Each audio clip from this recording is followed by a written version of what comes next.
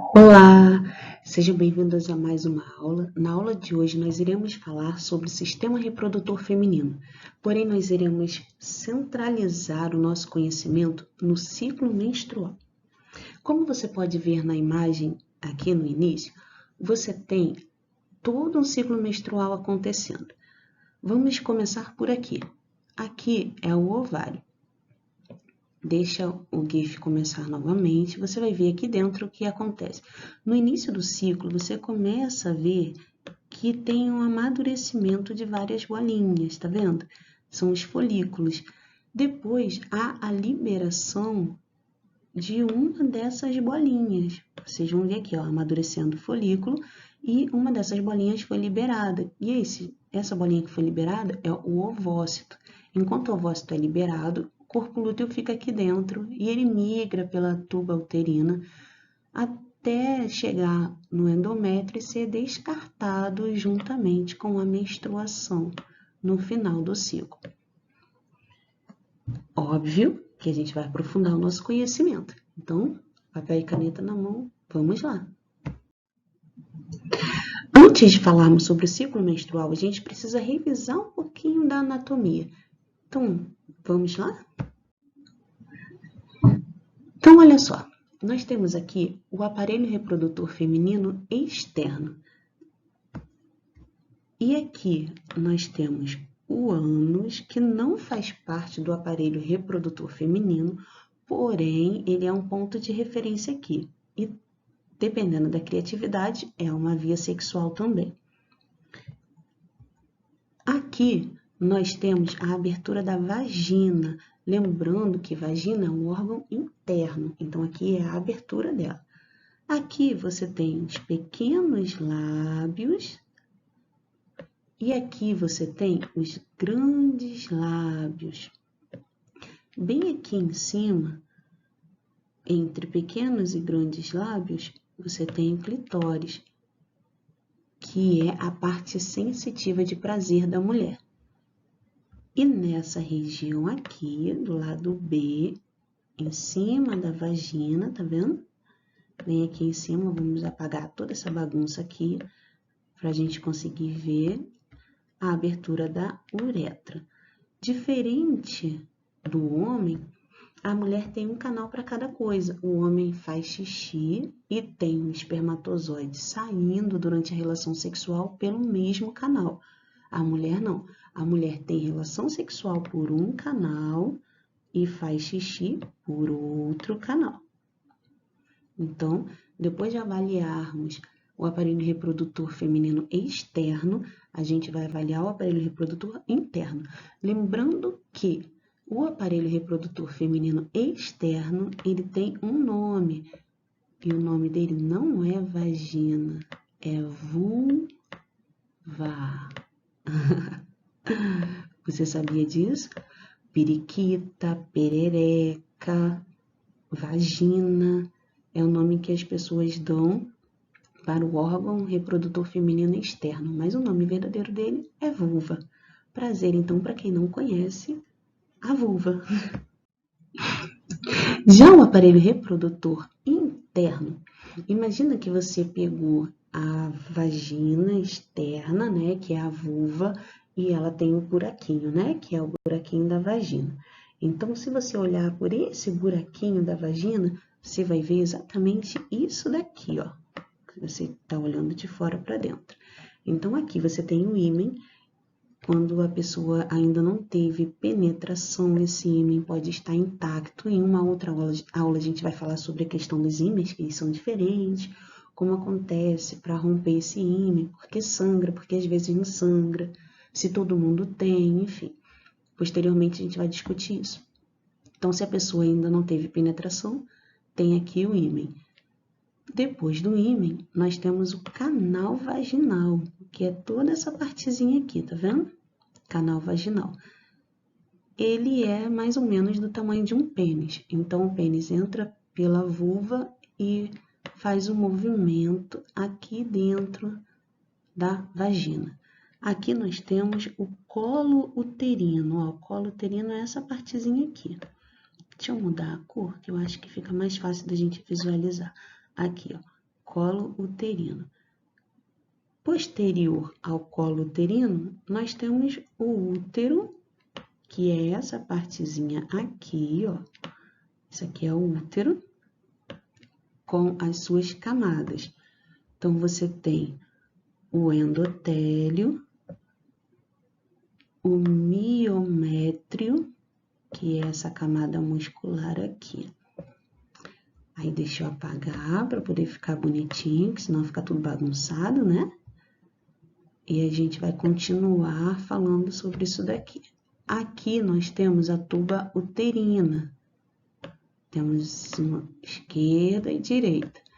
E aqui nós temos os ovários, esquerdo e direito.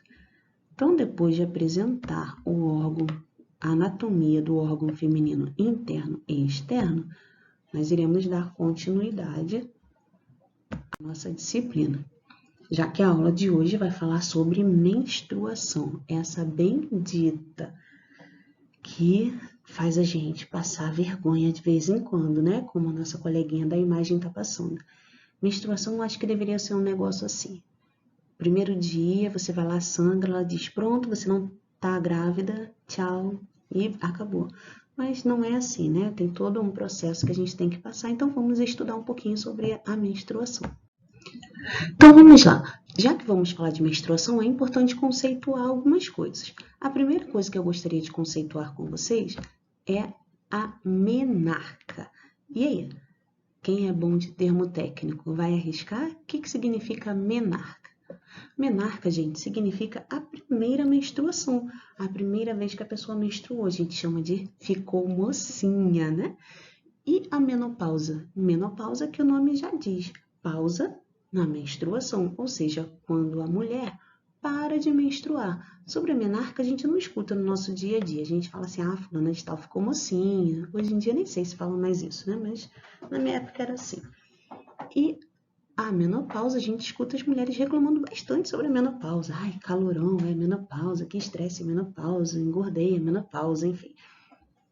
A verdade é que, em relação à questão da menstruação, os seres humanos, em suas diversas culturas, eles têm desenvolvido os mais distintos olhares e os ritos em torno do tema menstruação.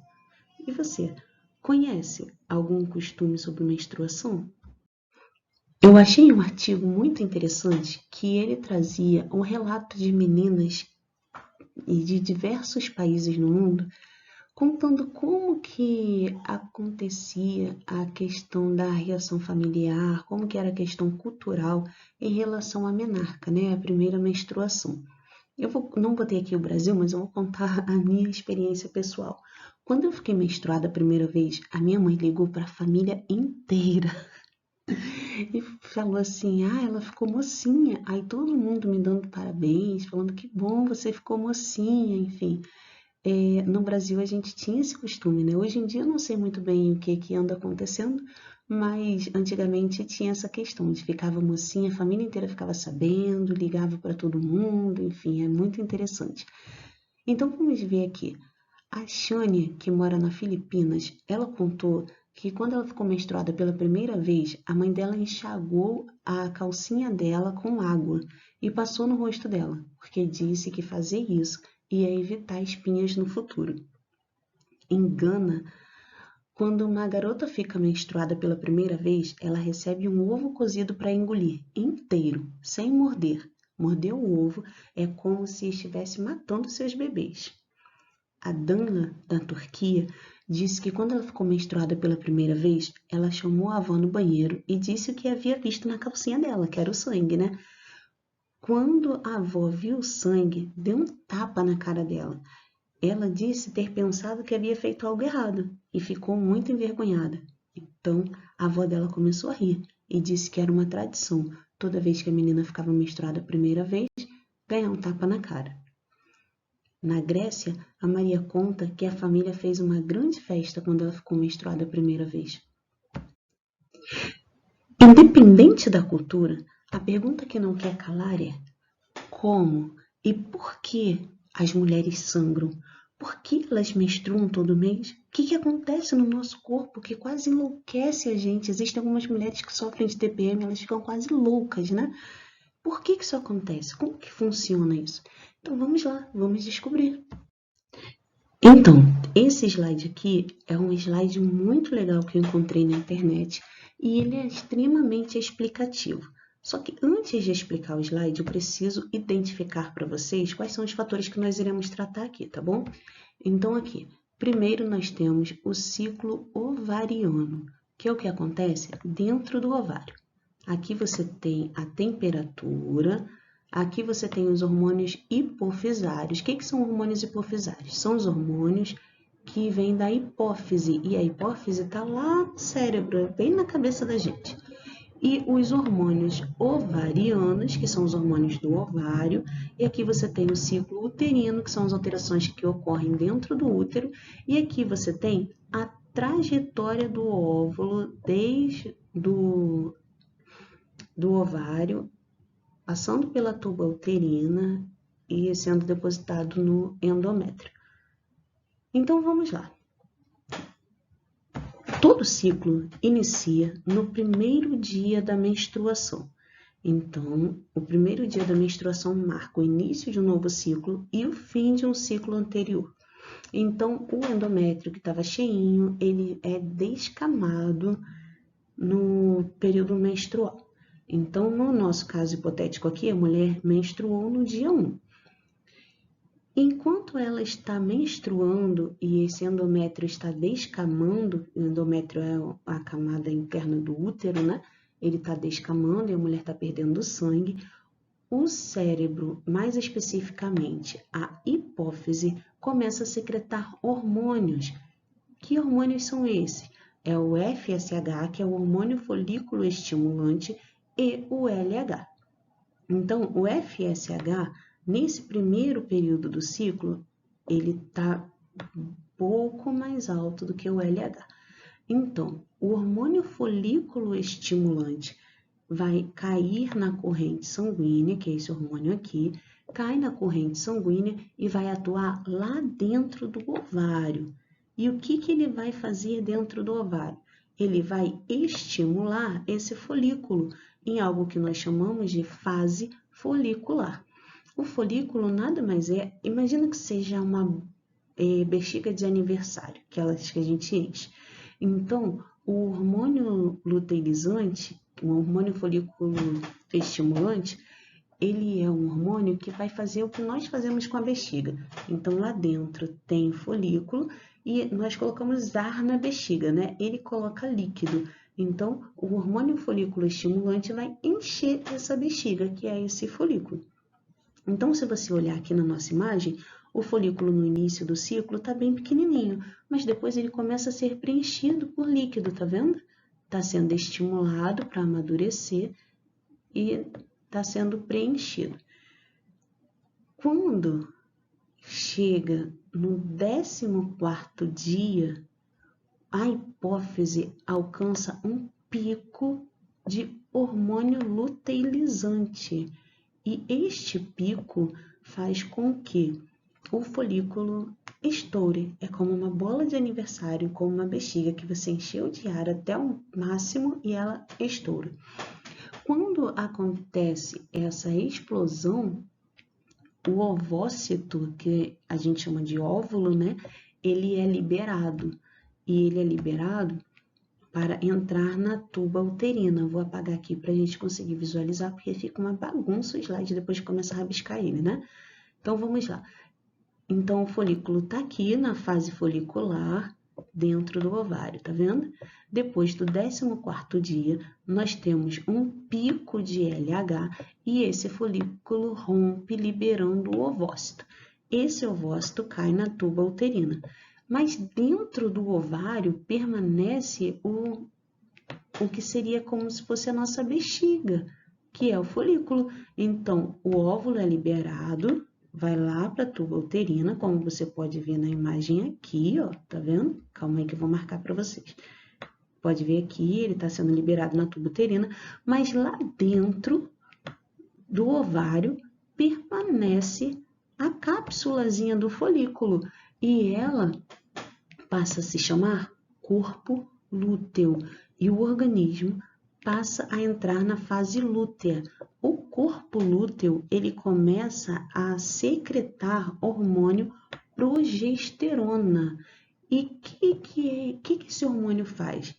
Pró significa a favor, gesterona significa gestação. Então, o hormônio progesterona é o hormônio que vai agir a favor da gestação. E como ele age a favor da gestação? Ele age dentro do útero, fazendo com que o endométrio, que estava fininho porque descamou, comece a ficar gordinho, como se fosse um colchão para receber um bebezinho, um colchão fofinho e quentinho. Então, a progesterona vai agir lá no útero, fazendo com que o nosso endométrio fique cheinho. Se a mulher engravidar, o corpo lúteo vai se manter até que a placenta consiga fazer o papel de produzir a progesterona, que acontece lá por volta do 3º mês de gestação. Se conclui, na verdade, no 3º mês de gestação. Se a mulher não engravidar, então o corpo lúteo passa a se chamar corpo albicans, porque ele fica branquinho aqui, ó, como você está vendo aqui, ele degenera. Então, quando ele degenera, ele perde a capacidade de secretar progesterona. Quando o endométrio lá no útero para de receber o estímulo da progesterona, então ele descama, fazendo com que a mulher menstrue mais um mês. É basicamente isso. Então, o que vocês acharam dessa aula? Fala aí nos comentários, vê se está bem explicadinha. Foi um prazer ter estado com vocês, tá?